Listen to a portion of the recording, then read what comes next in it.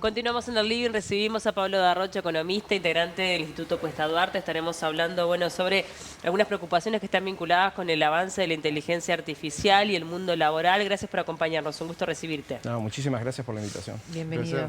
Bueno, en un principio lo que ustedes están planteando es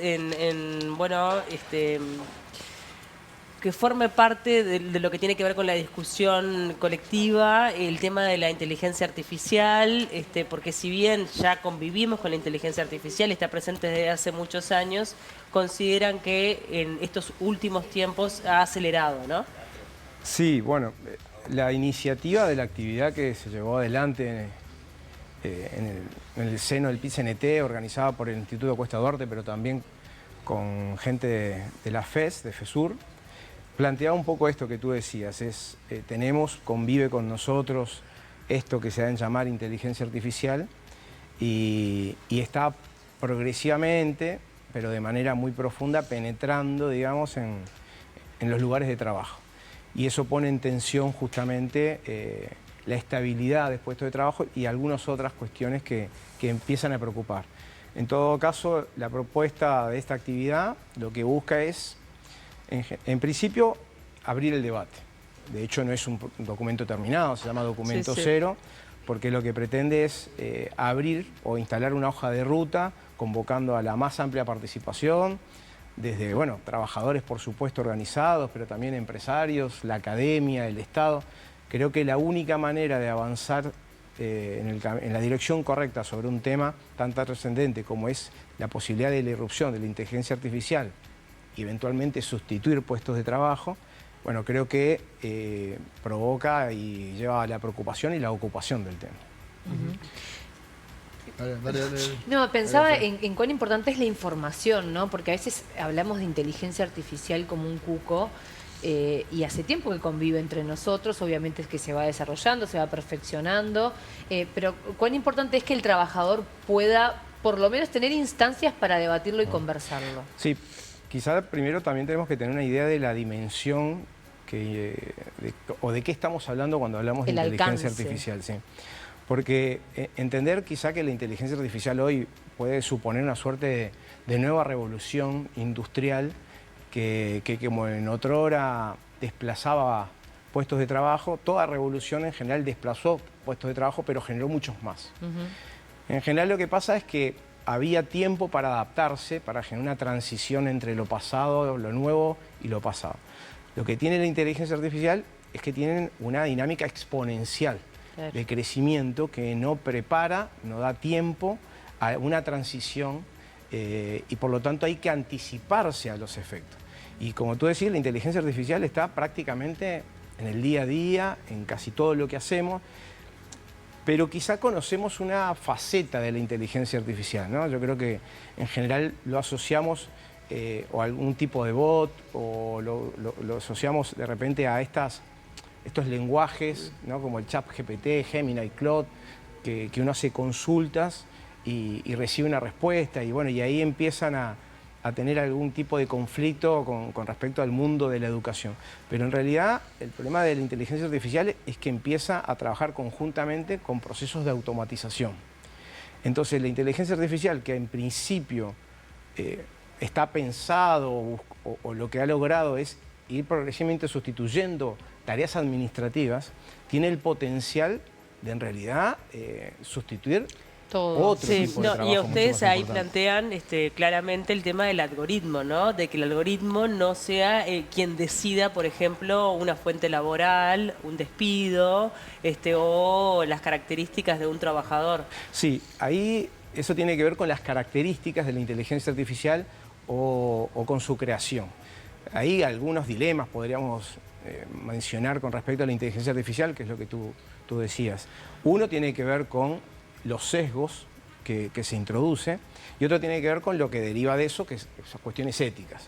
Desde el punto de vista de los sesgos, es que la inteligencia artificial en realidad no es una creación espontánea. En realidad son modelos que han sido entrenados y se entrenan con muchísima información. El tema es que cada vez que nosotros consultamos, lo estamos entrenando. Y nosotros, sin darnos cuenta, estamos introduciendo sesgos. El tema es que no tiene ninguna autoridad estrictamente, ninguna autonomía el lenguaje para definirlo, sino que nosotros, lamentablemente, al introducir el sesgo, reproducimos el sesgo y de alguna manera lo perpetuamos.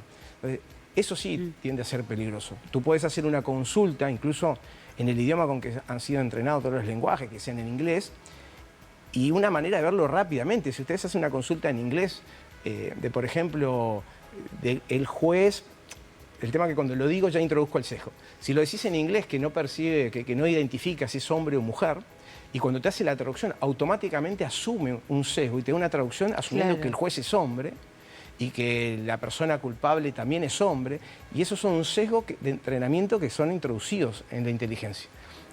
Eso sí es un riesgo, porque efectivamente si nosotros tenemos la inteligencia artificial en proceso de automatización que forman parte de la jerarquía donde se toman decisiones, y esta inteligencia artificial está sesgada, va a reproducir ese sesgo y efectivamente va a ser castigado después en su aplicación.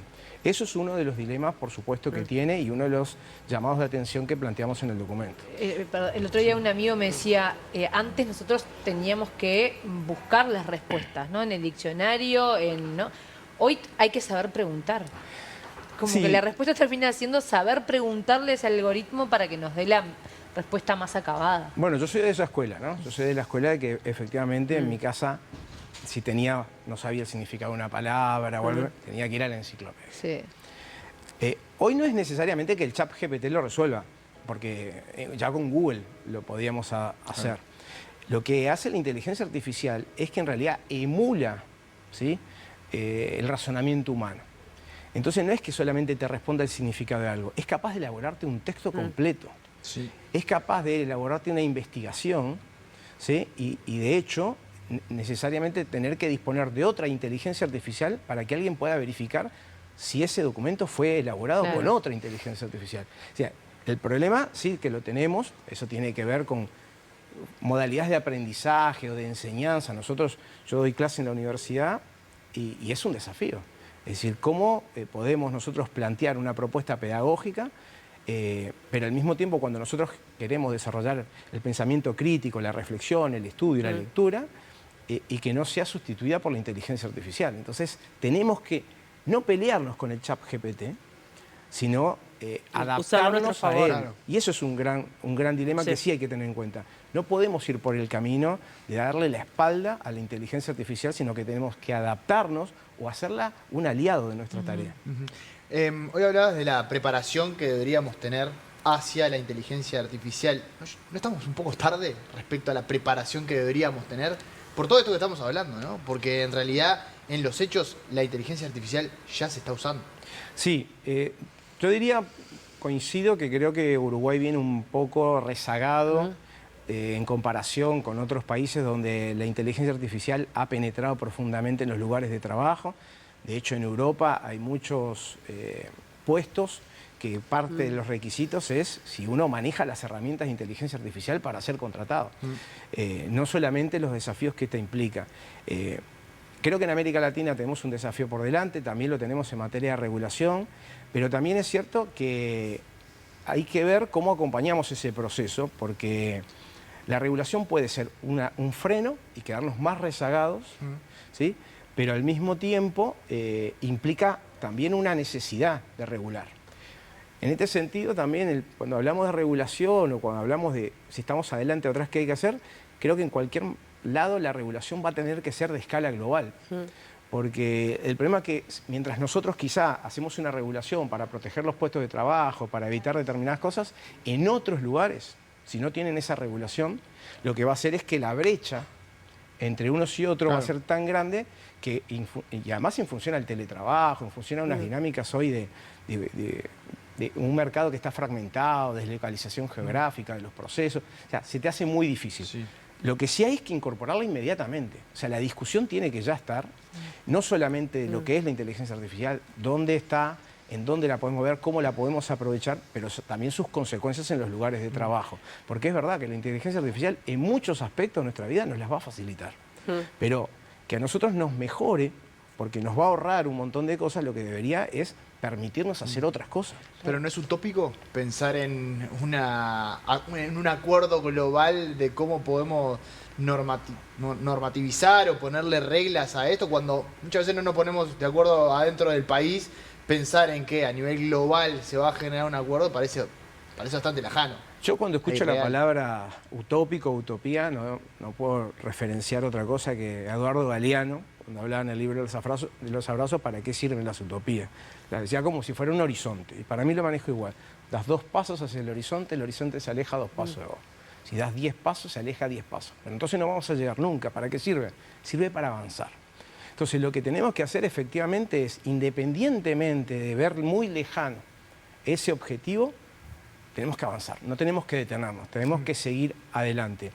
Y no renuncio a esa posibilidad, porque hemos, en muchos otros aspectos, en el mundo del trabajo, incluso cuando están las empresas transnacionales, hemos logrado acuerdos globales. Es decir, que no me desanima. Lo que sí creo es implica un desafío mayor. Sí, también pensaba en la importancia de la educación, ¿no? Porque obviamente que hay muchos trabajos que van a tender a desaparecer tal y como los conocemos y que requiere una formación para esa reinvención, ¿no? De muchísimos trabajadores. Ahí Totalmente. hay un punto que me parece que hay que trabajarlo desde ya también. Sí, hay 2 puntos ahí, ahora que lo pienso. En primer lugar es que efectivamente hoy hay puestos de trabajo o profesiones o actividades que concretamente pueden ser sustituidas 100% por la 100%. inteligencia artificial.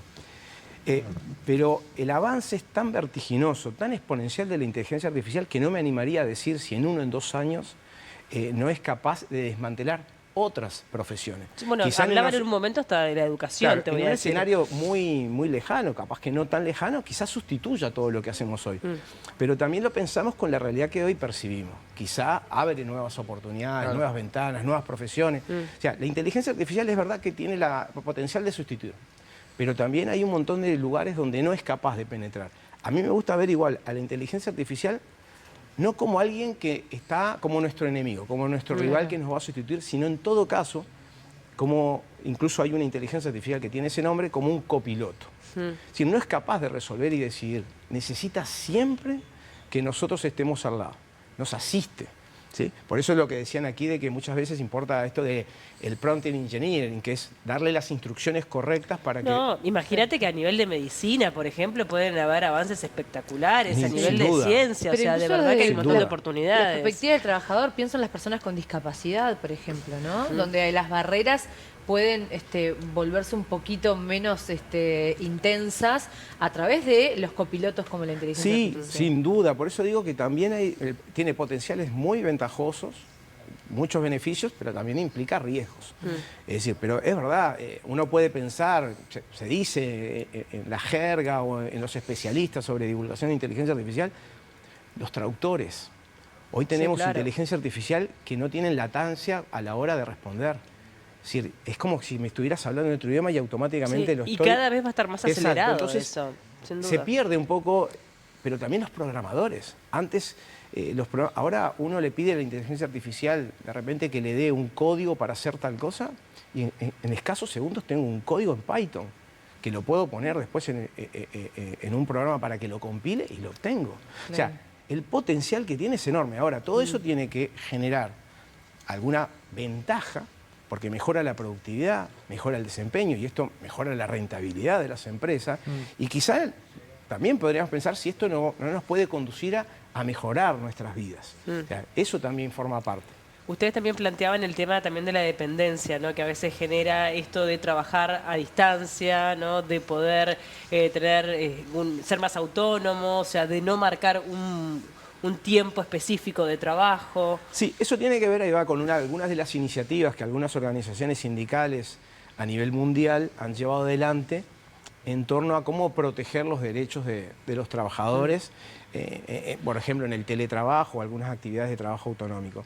Efectivamente es así, porque más allá del proceso, de la velocidad con que todo esto avance, nosotros tenemos que preservar, tenemos la obligación, sobre todo desde la central sindical, de velar, ¿sí? Por el empleo, por el salario, por las condiciones de trabajo.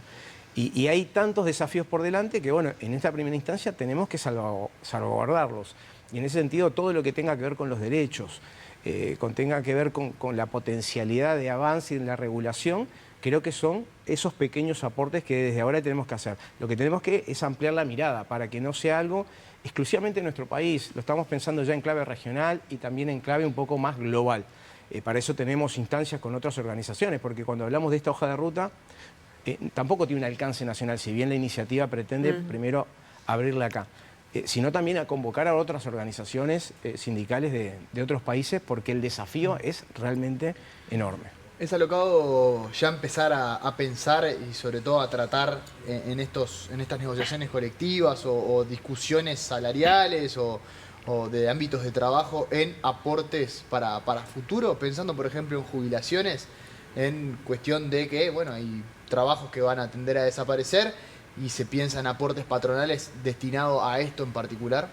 Sí, tú decís desde el punto de vista de financiamientos Exacto, eventuales, subsidios, claro, gente que va a en dejar algún de momento aportar. se habló. Sí, yo creo que eso es un aspecto que nosotros hemos discutido desde la central sindical con mucha importancia, que es de dónde se obtiene recursos y financiamiento, qué modificaciones tributarias, si esto tiene algún efecto sobre la rentabilidad de la empresa, independientemente de que sea una vez visto como una especie de impuesto a los robots o a la inteligencia artificial, si tiene que ser visto con todo caso, vincular la rentabilidad que le otorga para que ésta pueda ser redistribuida con respecto.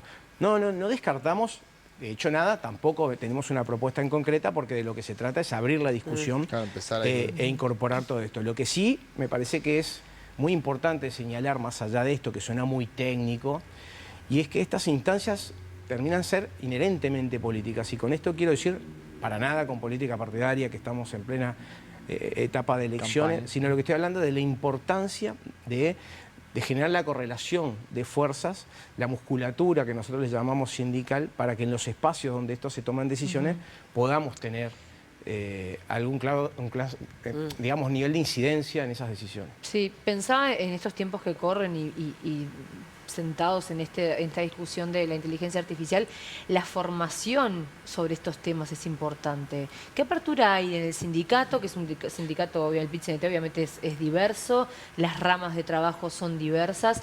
¿Qué ganas, qué empuje hay por realmente discutir el tema, por ser activos en el tema y por, bueno, no quedarse atrás y adaptarse? Bueno, dentro del instituto nosotros tenemos un instituto de formación que tiene una amplia oferta de temas que incluyen, por supuesto, este tema. Por supuesto que los sindicatos, los trabajadores y las trabajadoras son muy sedientas de formación de todas las áreas que nos ocurra, y por lo tanto esto forma parte de la agenda y de la planificación del instituto. Contamos con muchísima participación de trabajadores y trabajadoras. Creemos que tenemos que ampliarlo. Yo creo que el tema de la inteligencia artificial, como los derechos de los trabajadores, en algún momento debería ser curricular. Debería formar parte ya de la formación obligatoria y no de una digamos, oportunidad que se genera dentro de los sindicatos.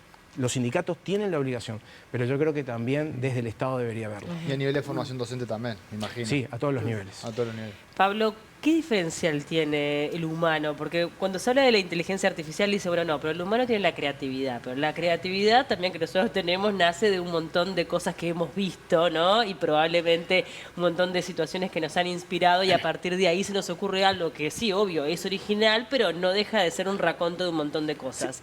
Después, bueno, así te lo puedo pasar a la empatía. Bueno, la inteligencia artificial también puede llegar a desarrollar empatía a través de un montón de información. ¿Cuál es el principal diferencial a tu entender? A ver, primero que lo más importante es que la inteligencia artificial está entrenada y fue entrenada por nosotros, ¿sí? Tiene un montón de información y cada vez que nosotros hacemos una consulta la estamos entrenando. Por eso te lo estoy diciendo, ¿sí? y determinadas cualidades las va a terminar teniendo, y capaz que hasta mejor que nosotros, te voy a decir. Hay una escena de una película muy interesante, ¿no? Donde el personaje principal se enfrenta a la máquina y le dice algo parecido. Le dice, vos nunca vas a ser Einstein, nunca vas a ser Picasso. Y la máquina lo mira y le dice, ¿y vos sí? No, como diciéndole, no somos tan distintos. Lo que tiene la inteligencia artificial es que lo que hace supera el promedio del ser humano. Claro. Es capaz de hacer mejor lo que hace el promedio de la población. Eso es lo que tiene. Y eso lo entrenamos nosotros, y por supuesto, los algoritmos, la matemática, con tanta información que genera, es capaz de perfeccionarse. Hoy no tiene la capacidad de esa que se llama la inteligencia artificial general, que es la de tener conciencia de lo que hace, ¿sí? Pero yo no dudaría que en algún momento se llegue. Ahora, la creatividad, que es discutible, tiene condiciones. Hoy, ya saben, en plena campaña electoral, algunos jingles de los candidatos fueron hechos con inteligencia artificial. Ustedes mismos pueden probar y cada hacerlo. vez eso va a ser más, va a tener más información y va a ser más exacto y va a ser un producto más acabado. El ChatGPT hace muy poco incorporó un asistente de voz omnimodal que uno no se da cuenta que quien te está hablando es una máquina, porque percibe tu humor. Reacciona a tu humor. Claro. Si le haces un chiste, se ríe. Sí. O sea, ese tipo de cosas se va perfeccionando y efectivamente vamos perdiendo la frontera. Pero no podemos perder de vista que se entrena por nosotros y que es un asistente. Sin nuestras consultas, hoy con el estado de arte que tiene, es un asistente. Bien, hay que estar al mando. Diría, estar al mando o hacerse amigos. Está muy bien. Gracias por acompañarnos, un gusto recibirte. No, gracias a usted.